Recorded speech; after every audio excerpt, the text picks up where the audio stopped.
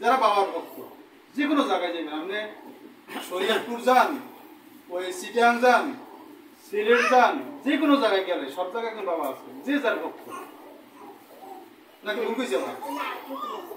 আপনি যে রওশন আক্তার, ওই কি নাম কি আপনার হুজুরের কি নাম? হুজুরের নাম কি? বেয়ালতুলির নাম কি? ল্যাংডার বাবা।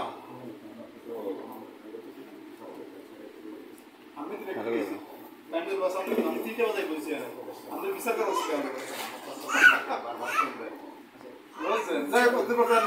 আল্লাহর রহমতে আপনি যা বলবেন সত্য বলবেন, মিথ্যা বলবেন না, দুইটা সংসারে যে সুন্দর শান্তভাবে বসবাস করতে পারে।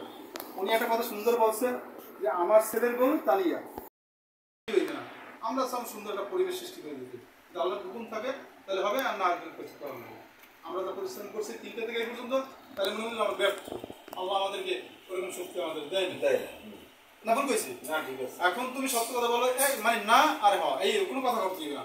তোমার শাশুড়ি যে কথাগুলো বলছে আসলে কি সত্য বলছে কিনা, না আর যথেষ্ট।